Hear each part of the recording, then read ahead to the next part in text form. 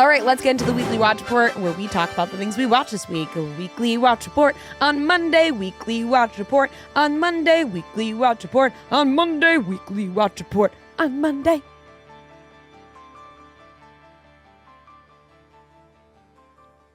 I'm just going to smile back at you until you stop smiling. Is this an obsession thing? Oh, God. Yeah. I was just like, what's happening? Yeah, I was trying like, to. it has to be. I haven't even I seen. thought you were I haven't actually even waiting for us to talk. No, I was just waiting. I haven't even seen the movie, and I was knew just that waiting had for to Noah have to been- pick up on that. No, I didn't pick up Yeah. on that at all. I'm your freaky Riri. Okay, sorry. That was an obsession thing. I apologize. Well, I guess we'll just get right into it. Now, It's hard to talk about. That's the thing. Go ahead. go ahead. You're not okay. gonna watch it? Go ahead. I'm not going to. There's no way Fran's Really? going to see this. There's no way. No. Because Fran's not going to see it alone, first of all. And there is No. a 0% chance Joe will see this. And he shouldn't. No. He should not. He should not. Nope. Like maybe one day down the line I'll watch it like at home, but I'm not running. I can't see this by myself. So no, go ahead. It's All okay. right. Spoiler, if you don't want to be spoiled. Although a lot of listeners DM me saying, please talk about it. I will never see it, but I want to know what happens. Okay. Yeah. First off, I want to say that this movie was so good. Do you agree or disagree? Extremely good. Extremely good. Yeah. Honestly, because like the expectations were very high because going into it, and it's only been out for like a week, not even. People were like hyping it up so much. And so I'm like, I hope it at least meets or comes close to that. But I think it exceeded like my expectations. Me as well. So they had a $750,000 budget or $1 million, somewhere in between that range. And they have now made over $100 million in the box office. It says it's Which is- eyeing possibly $330 million. Which is just so insane. And, you know, this has happened before. I mean, Paranormal Activity had like a $15K budget and made over $100 million in box office. But it just doesn't happen often in this way. No. This movie was also shot in 20 days. And it's just blew my mind. also like his first like feature Right. film. So Curry Baker, who is known for like his sketch comedy and YouTube, and that this is his first feature film, horror film. And let me just say, the acting, phenomenal. Genuinely, Indy, who plays Nikki, she should be nominated for awards. And it is pretty rare that horror movies will be nominated. You know, Weapons was this past season, award season, but She won, yeah. What's her name? but sometimes it's like Amy actor, Madigan. yeah, Yeah. they've been around for a while and they get recognized for it. So I don't know what will happen here with Indy, but she was so phenomenal. I can't wrap my head around how good of a horror movie portrayal she did, and also just in general, like the work that she did, her movements, her facial expressions, everything about it was incredible. Michael Johnston, who played Bear, also incredible. My guy Andy Richter. Andy Richter had a couple scenes, which was hilarious. When he showed up, I was like, what the Oh. fuck? Was that Andy Yeah. Richter? Because He he had- wasn't like, No, he played Sarah's yeah, dad. it was like an extremely small role. Extremely small role. I mean, the cast was so small. There was only Yeah. like 4 characters in the whole thing. And this, I think, was a slow burn. I mean, it happens fast. Honestly, it didn't even So feel like a slow burn to me. Basically, How the long is it? an hour and 40. I'm 45 Yeah. or something, yeah. Basically, the time. premise of the movie is this kid, Bear, he really likes a girl in his friend group, Nikki. He doesn't know how to tell her, da-da-da-da. She is on the phone with him. She says, oh my God, my crystal necklace fell down the drain. He goes to a crystal shop. He's going to go originally buy her a necklace. He decides not to. He sees this one wish willow thing where it's like you buy it and you crack it open, you make a wish. And he's like, oh, there's no way this actually works. But he drops Nikki at home. He doesn't have the guts to tell Nikki that he likes her because he's a baby back bitch. And instead, he makes a wish with this one wish willow. And he says, I wish that Nikki loves me more than she loves anyone else in the world. Breaks it. Immediately it happens. There's an immediate switch, which was such amazing work on her part in acting, where you can see the switch happen with her so fast, and like kind of like she's fighting it, like her body's fighting it, but she's going in and out of it until she's just fully in it. She's just fully obsessed. And there's so many layers to the story and, you know, deeper meaning of the story, and Bear is obviously the villain here because he is making a wish that is giving Nikki no control of her body. Like, to be fair, and at the very beginning, it's like he didn't think it was going to actually right happen, but then after that, he's like after that he is fully the villain of the story because he leans into it. He knows what's happening. He realizes that the wish worked, and yet he's still making choices that are so selfish, knowing that he just took full control of this girl's body and she has no control, zero control. And at one point he calls the wish hotline and he's like, can I alter the wish? Which is, like, by the way, did you know that was the director yeah, on the phone? The director played like the guy on the hotline. But he's like, can I alter the wish? And so still he's being selfish. He's like, can I just make her like me, but like not be obsessed and not be insane and like and there were amazing parts of the movie where they kind of just show like her shadow, like you can't even fully see her face, like silhouette, and in her silhouette, and it kind of just like showed that he was like, he liked the idea of Nikki loving him, but he didn't even really know Nikki. He just wanted this girl to love him, but he didn't even really know her or try to get the chance, or he didn't even have the guts to give it a shot and be like, hey, I like you, and give her was the line. Give her the choice of, do you like me back? It was like, no, I now fully know she has no control over this. Because there was the one scene where in the middle of the night, she's like, kill me. And it was like actually Nikki talking, the real Nikki. The real Nikki. The whatever other Nikki was like asleep, she like said. The entity. And he was like, how, like, is it really that bad being with me? And she was like, I've never been with you. Like this. Right. Because there were parts where the real Nikki was coming out. And while the fake Nikki's sleeping. And he is so selfish in that moment, even being like, is it so bad being with me? And like you said, she's like, I was never with you. Because every bit of the part when he was with Nikki was fake Nikki. It wasn't really her. And there were, even little signs, like she made his lunch, which I cannot even talk about that part. I genuinely, it's going to make me sick. I'm not even going to tell you because it's going to make me puke. She writes, and it's a picture of them too, and she writes, not me. Like, there were so many signs of real Nikki being coherent, but not being able to be at the controlled. Party, like when she like tried to stab herself. Right. There's just so many times where she's trying to come out. It was so well done though, and the ending was phenomenal. They had shot 2 different endings. Yeah. And the original ending that they had, they shot multiple times. And the ending that they ended up using, they only shot 1 take of because Curry, the director, was like, we didn't think we were going to use this. But I'm so glad they did because this ending that they used, I think, is so much better. I also found... Do you know what the other ending was? Like, do you know what the other ending was? Yeah, so basically, there was like the most insane jump scare. There's another girl in the friend group, Sarah, who actually likes Bear. And it's hard to explain because otherwise I'm going to go through the entire movie. But they're in the car in the middle of the night. Sarah texts Bear, is like, hey, meet me. I need to tell you some things at like 3 a.m. And he meets up with her and they're in the car. And it's like a really nice moment. And because this is a nice moment, that something really fucking bad is about to happen. And even though you know that a jump scare is going to happen, nothing can prepare you for Nikki jumping out and fucking hitting her with a brick and killing her. Like, it is. Oh. It is. Smashing her face into a brick. Smashing her face. 30 seconds. It is so obscene. Nothing can prepare you for it, even though you know it's coming. And so she kills the friend and they make their way back to Bear's place, and basically the only way to get the wish to stop is if Bear dies.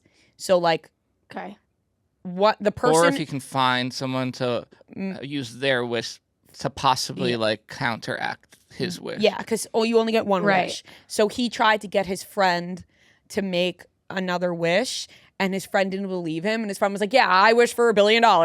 And like literally $1 billion fell from the sky. And that is like kind of, I think, shows that like the wish itself is not inherently bad, but it's the wisher. It's like what you wish for and what your intent is what's bad and what's, makes you a villain.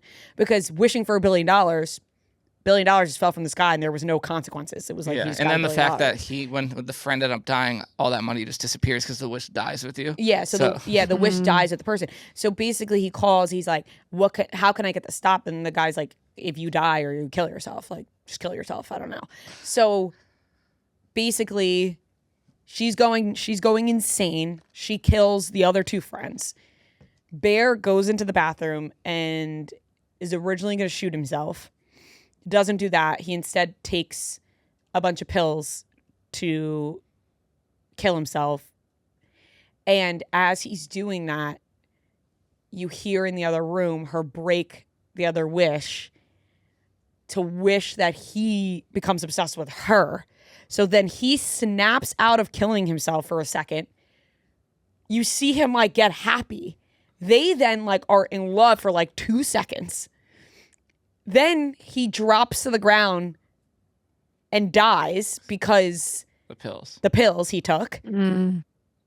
And then he dies, and because he's dead, the wish stops. Well, she was about to kill herself because she was still like, while he was dying, like, oh, like I have no reason to live. And then it ends with her coming to and being like, oh my, like her realizing, yeah, looking at the disaster around her, because now the real Nikki is there, and she just killed all these. You know what was really interesting that I saw? It was that. But the original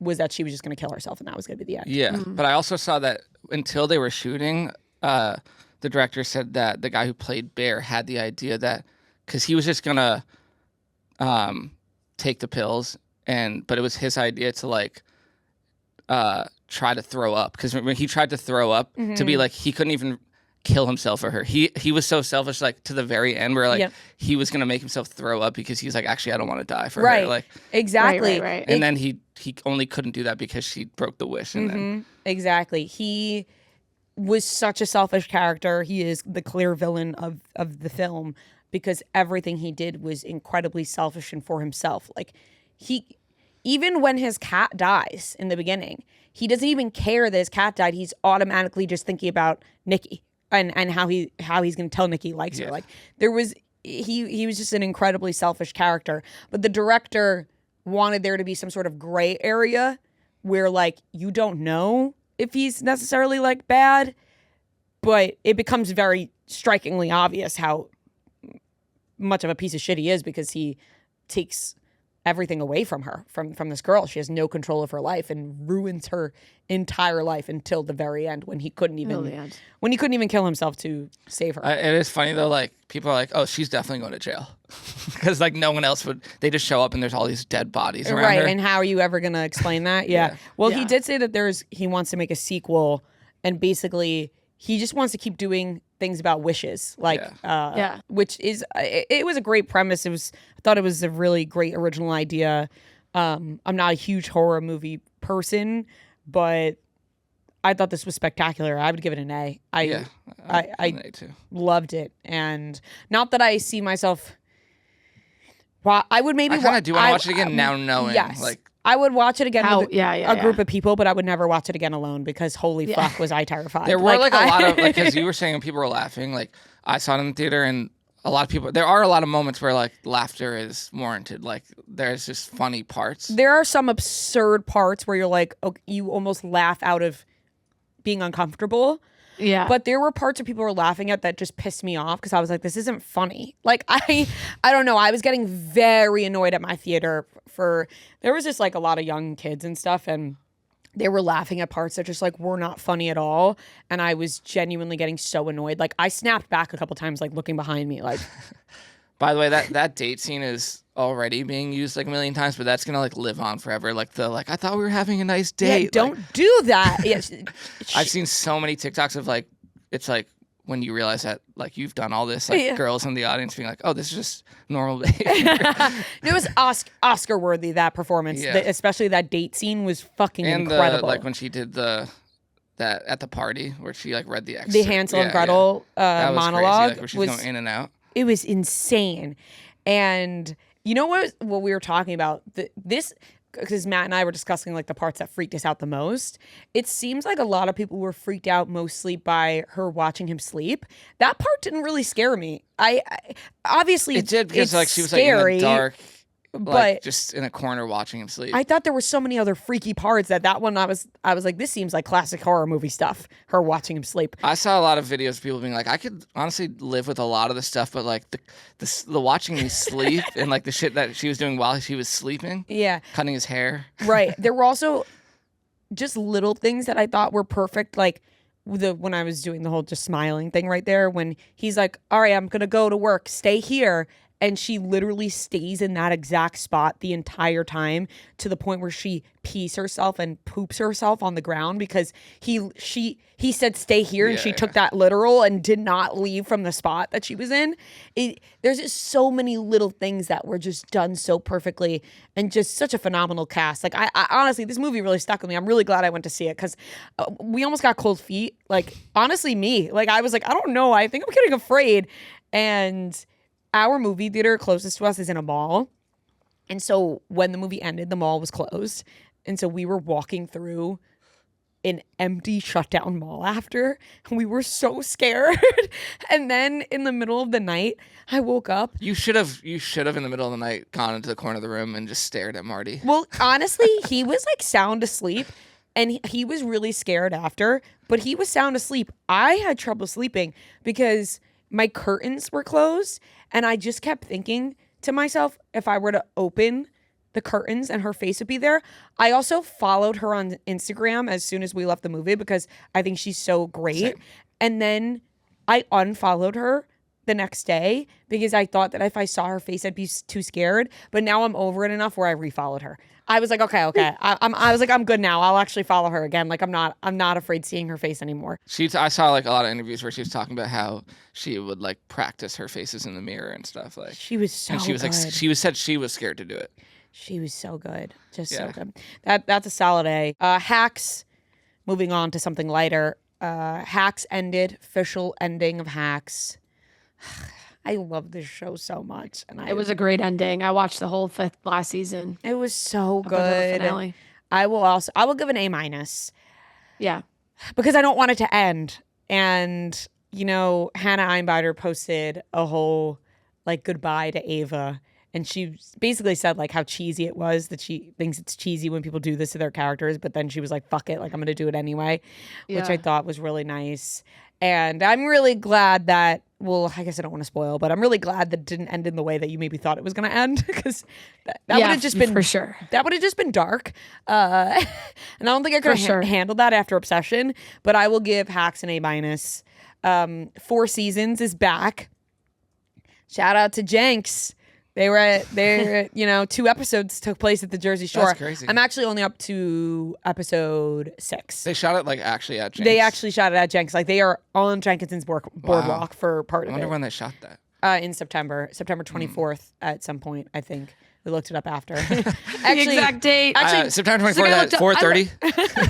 It's like I looked up the filming permits. It was September 24th. We did, because we were like, wait, when did they film this? You just see like us in the background. I know. I'm like, wait a second. I was there at the beginning of September. It's big enough where like they could have been filming on one side you would never see. Yeah, well, they were kind of filming on that side of the boardwalk, which was funny. I love this show. Tina Fey did talk about how the biggest mistake she made was killing off Steve Carell. Like, just bring him back. It was just. I'll give this season a B. I wonder if she did that because they like didn't think that they would have another season. Like she just thought it was going to be like a one-off show. Probably. Yeah, maybe. You know, I'll give it a B. I love the show. I think it's very funny. I love Coleman Domingo. I love Coleman Domingo so much, and I love his style in this show so much. Big as time well. for Coleman Domingo. Yeah, I know, Euphoria, right? Yeah. Yeah, I've only watched up to episode 3, but it is great. It's a very entertaining show. Him and the actor who played Claude are just fantastic. They are so good. Highlights of the show for me.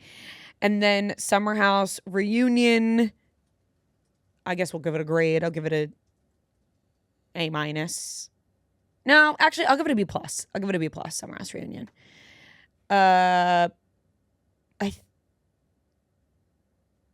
I'm not gonna lie. I thrown off campus again the other night, but we were gonna rate it again. Just as like a bedtime show. I was like, wait, you want to watch? Yeah. Want to watch the first episode again? You wanna After watch- Obsession. I will say, Are there certain episodes that you go back to and watch? because I usually start when I do I usually start at like episode 3 and on.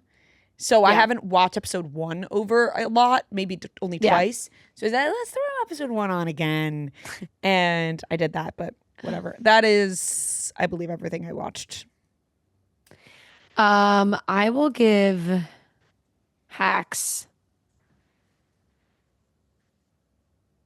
I'll give Hacks an A. I really did love it. I thought they ended it in such a great way. They're just so good.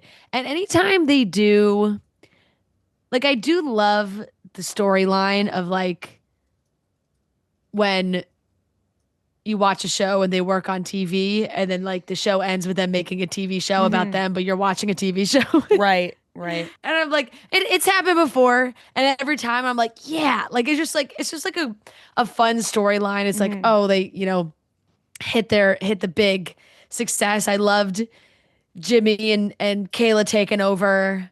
I thought that was great. But yeah, it was just like it was a really well done final. Jean Smart's just so good. She really is best. just incredible. And I really, really enjoyed it. Summer House Reunion is an A- because it really was good. And I'm assuming it'll stay that way. I liked this episode of In the City. I'll give it a B-. I think it's getting better. Getting more interested in these characters. I feel like a lot of this background on what's going on with Amanda and Kyle is just like good context for everything that's been going on and seeing it all play out.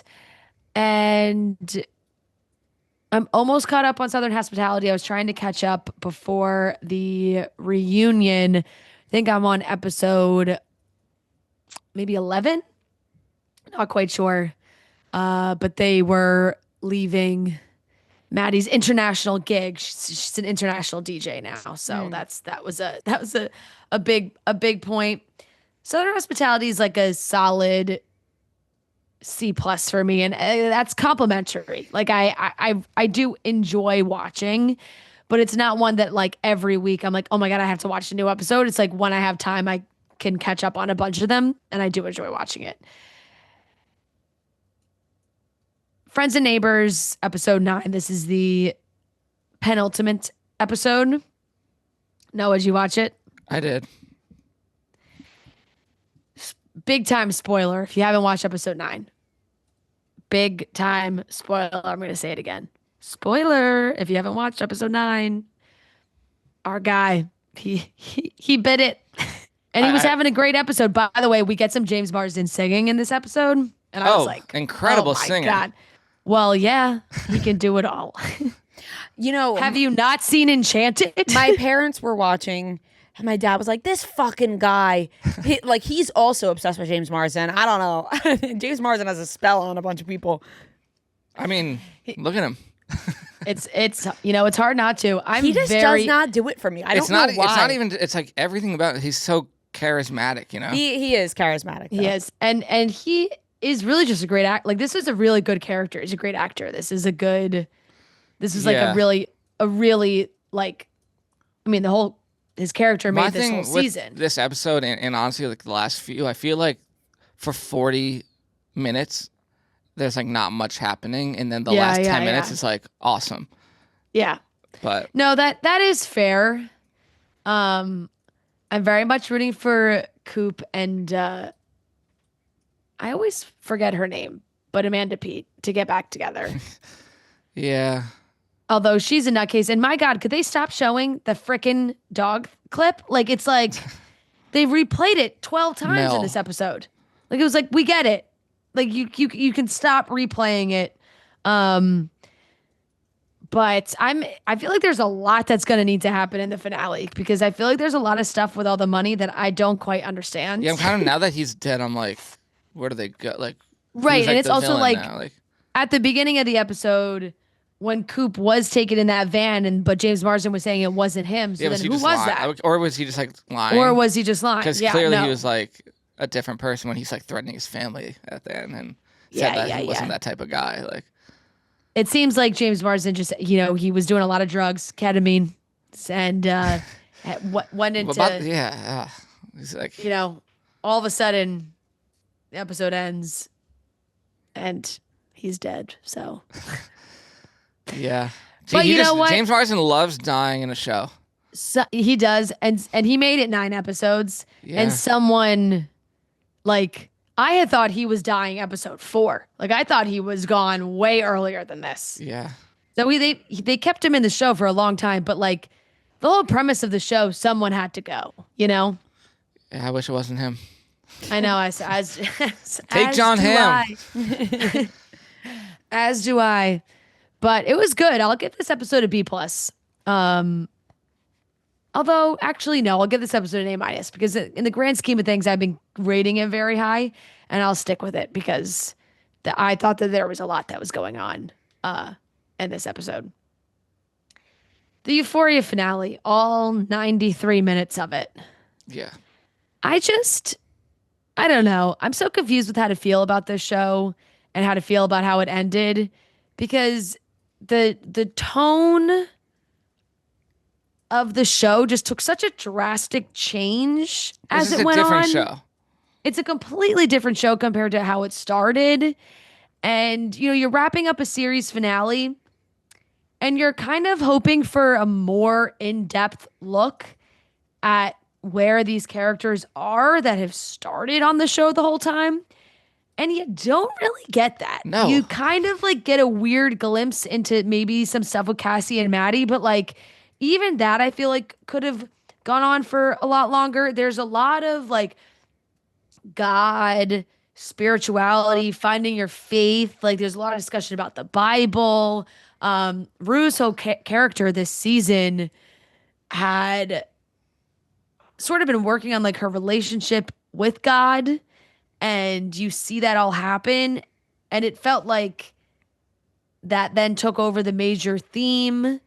You got Coleman Domingo's character coming back in, having a really important role in the whole end of this show, despite not really being in much of the rest of the season. I watched the little behind the scenes at the end, and even he was like, this was like the first time I was shooting with other people. He's like, I've never I've never filmed with other people besides like Zendaya.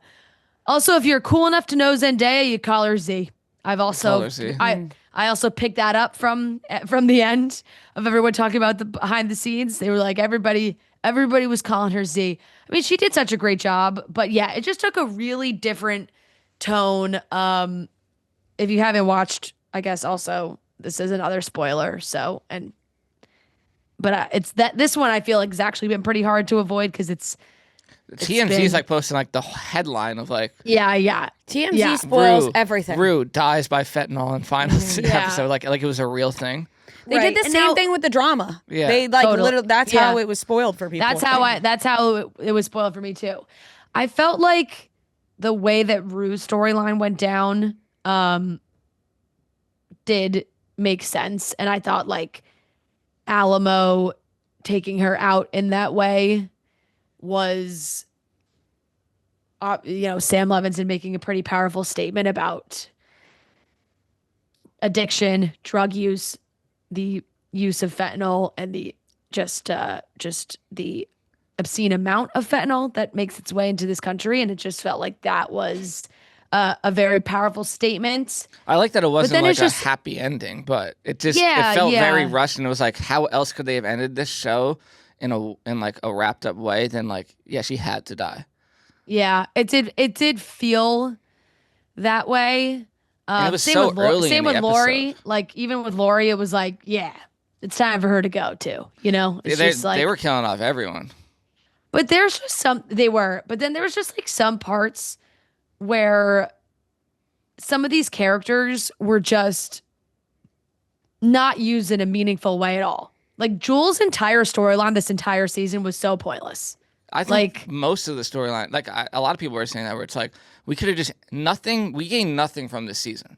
Like, just end it where it ended season 2. It felt like, and I saw people saying this too, was like Sam Levinson just wanted to make a cowboy western.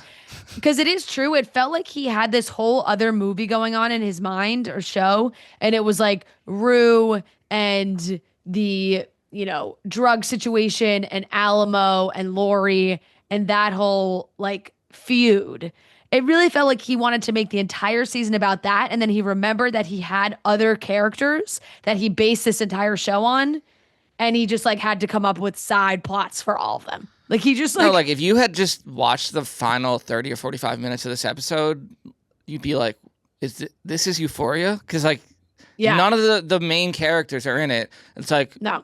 I just don't know how we got to a point where it's like this guy who was introduced this season is like, we're ending the entire show with him. And like it's all around him. And Coleman Domingo's character, like it is a good character. And like I thought his acting was great, but it's like, like him, like it was just two characters where I'm like, this is how we're Alamo ending it? took over. Alamo took over like the whole Alamo's season. show.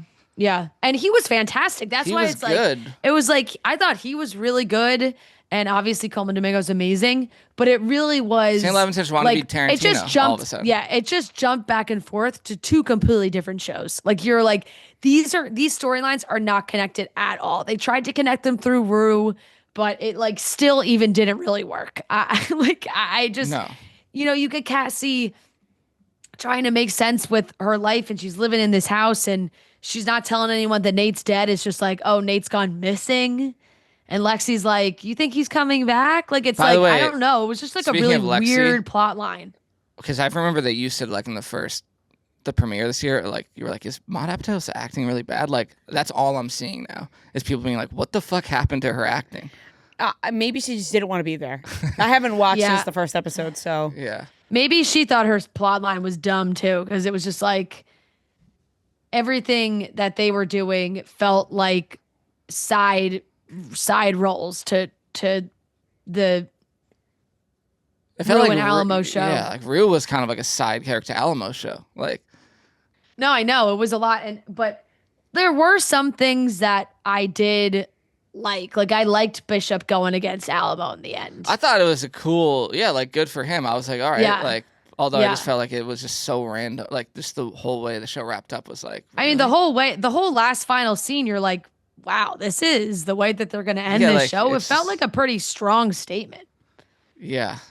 It's just like him going to that family and sitting down. It's just like, oh, I love like people reporting, because Sam Levinson said on that podcast like yesterday, like it's officially over, like there are no more seasons, where it's like obviously like everyone's dead, how would you continue the show? It would just be a different show. It absolutely needs to be. That's, you can end it at please that. Like don't do any spin-offs. Please don't do any spin-offs. I'm begging you. No, I turned that off and was like, all right, it's done. Yeah. We're done. Yeah, no, it really did seem like Sam Levinson was trying to do a lot, and it just didn't all click. Like some of it was good, some of it was not, but like the storylines all just were so jumbled, and it was like if you were to watch the first season compared to this, you'd be like, I'm sorry, like this is what happened where he completely changed this show. You know who's a good actor? Marshawn Lynch. He was great. He's actually pretty good acting.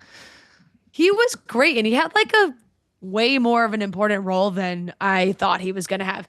And who I also thought was great was Kitty, Grace Van Patten's sister. I thought she did a great job. Oh my God, that's too. Grace Van Patten's sister. Yeah. Because by the way, I think it was like the first time I saw her, I was like squinting, like, is that Grace Van Patten? Like for the whole episode, I'm like, is it? No, that's not her. But I was like, she looks. Yeah, that's her. Wow, that's her sister. Makes sense.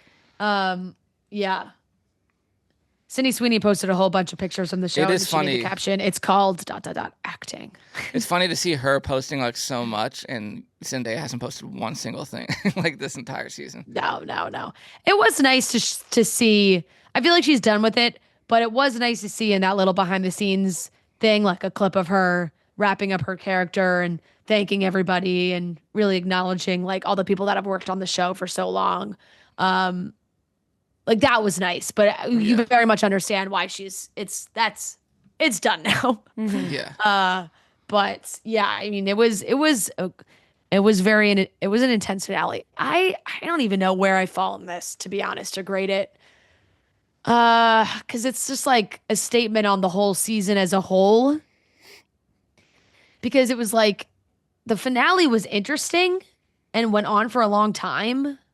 But it's like you have to It was think of just it. long, like it felt like a feature-length film I was Yeah, watching, its like own like individual film that had nothing to do with anything else. if you're grading it on like pound for pound, this episode standalone, like were you entertained a lot of it? Like yeah, but Yeah. I'm more looking at it as like this is wrapping up an entire show, and No, like it makes no sense. I agree with you. Like it would be higher than, but in the grand scheme of things and the story, Like, are you satisfied? it's like a C minus. I was gonna go there. I'm just gonna give it a D, based on like everything. I Yeah. think that's more of like a whole season type. Of, like this was As just like a a waste of a season. Really, as a standalone episode, like I don't know, there probably falls more to like a C plus, but Yeah. yeah, just the way it's all ending, C minus. And Hacks I graded. Yeah, I think I only watched the first 3 episodes of 4 seasons, so I have to jump back into that. I also think I want to watch this Calabasas Confidential show. I do too. I mean, listen, if these spoiled brats gotta watch it. Yeah, Gotta see what's going on. I know. I was like, I can't believe I want to watch that, but I like think that I do. And then of course, like Love Island starts, so we're gonna be knee deep in UK and US both starting at the same time. And that's everything I watched. Okay, I watched a couple more episodes of Mad Men. I finished season 3 finally. I'm trying to. Nice. I don't want to like have what happened to you in Fast and Furious happen to me with Mad Men, so I'm like trying to get back into it. It's just so hard. There's so many shows, and now there's so many movies. Like there are so many movies in theaters that I want to see right now. I almost went to see that Nick Jonas movie. I'm hearing like great things about it. It's supposed to be very good. Yeah. But yeah, Mad Men, the end of season 3, very good. I guess it doesn't matter if I spoil it. The show's been out for like 20 years. But his wife, Don Draper's wife, finds out about his big secret. And I like the end of season 3 a lot. So I don't really know where it's going to go from here. But his marriage is seemingly over. How many seasons I did think they do? there's 7. Yeah, so got it. I never watched it. Yeah, I mean it's great. So I'll give that an A minus. I saw the movie Tuner. Been hearing about this. Really good. Really. I don't know good. what this Leah is at all. Oh, yes. Okay. Leah Woodall, Dustin Hoffman's in it. By the way, how old do you think Dustin Hoffman is? I was kind of stunned when I 82.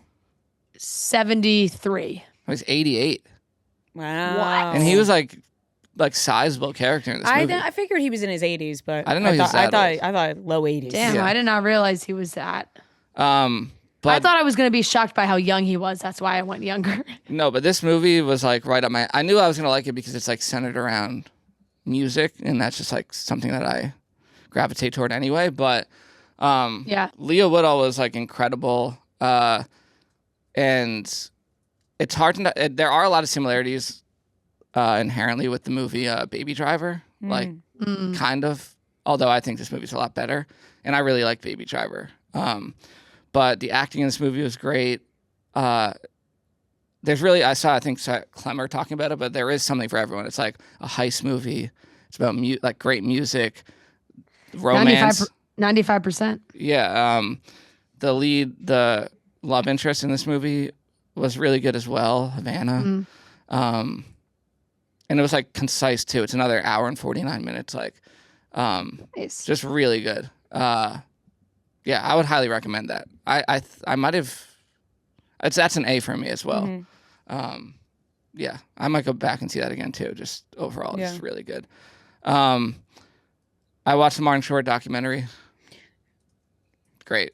Just great Yeah, stuff, just right? great stuff. Just to make you smile. Yeah. Also, like the ending was great. Like I love the montage, the Paul McCartney song. I'll give that a B plus. I think because I read the memoir, like a lot of it was like I kind of had heard it already. But it was cool to see like all his. He's filmed like a million things on this like home video camera, which is cool, and to see like everyone talk about him. but yeah, just Just great so outlook nice, on life. So, so yeah, I'll give that a B plus. Obsession, talked about it, given an A. Great movie. Your Friends and Neighbors, I said we give a B. I watched this movie Wasteland yesterday, which is a British movie, a British prison movie, which was like extremely intense. It's only an hour and 30 minutes. I can't even find the right movie right now because I want to shout out the actor. It's the guy from he was in Industry. Is it Wasteland?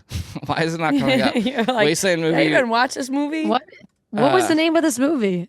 Wait, I don't want to say the wrong. Oh, Waste Man. Thank God I looked it up. Waste Man. Waste Classic Man. mix up. Oh shit. Yeah, Waste Man. Really good movie. Like I knew it was gonna be intense going in. It's all set. It takes place in a prison the entire movie, and it's pretty violent, but great acting. Yeah, I think if you like are into that type of movie, like prison, extremely good. So I'll give that an A minus. Euphoria, gave that a D. Just happy that's over. Just a relief. That's like why when Fran was like, "Oh, I watched the behind the scenes thing," I'm like, I couldn't have shut this off faster. Like, there it is. Yeah. And then I went back to because I had started Widow's Bay finally. I've heard great things about Widow's Really Bay. good. I mean, that's another one that everyone is like, this is the greatest show on TV like in a long time. Mm-hmm. And Is that Apple TV? it's Apple TV. People are raving about that. So I watched the first 5 episodes. There's 7 out. It is very good, and it's like a good mix of horror and comedy. Mm-hmm. The comedy's pretty dry. Like I would say, it's a kind of more on the So it's horror like a side. comedy during the day and a horror at night, right? Yeah, I wouldn't even say like it's that black and white of like I would say it's more horror than comedy. But Okay. the comedy is kind of sprinkled in throughout, but it's very like dry humor. Mm-hmm. But it's interesting because it's like basically they're on this island called Widow's Bay, and the main character, if it gives me White Lotus vibes a little bit, where like we're with this the mayor is the main character, and his whole goal is like he wants tourists to come to the island. He wants it to become like Martha's Vineyard or like Sag Harbor. Like he wants a lot of tourism.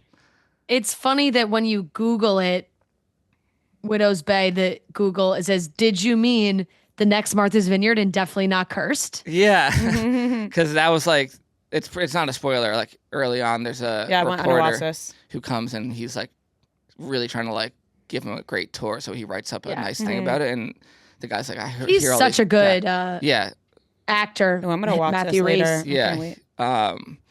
But it was funny because he wrote like the next Martha's Vineyard. I actually laughed out loud because he was like, yeah, like I don't know why this isn't like a Cape Cod type, or he's like, we have the best lobster in the country, and the guy's like, oh wow, that's like strong words. Like I might have to tell the people of Cape Cod, and he just goes, fuck Cape Cod. But really good. I'm excited to catch up on the next 2 episodes. But yeah, it is like a White Lotus where like kind of vibe of him trying to like manage everything and just constantly things are going wrong. And also Stephen Root, who he's an incredible actor too. His character's great in this. I'm excited to watch that one. But yeah, I would say this is I'll give it an A- so far, but it's really good. So Nice. He's done so many amazing things, that actor, and yet every time I see him, I think of Dodgeball. oh yeah, Barry. He was in Barry. He was really good in Barry. Yeah. Yeah, great show. Oh, I'm excited to watch this. That's been on the list. Yeah, I'm definitely putting this on my list too because now the Euphoria is over. I need something new for me and Joe to watch. Yeah. Yeah. All right. That wraps up everything we watched this week.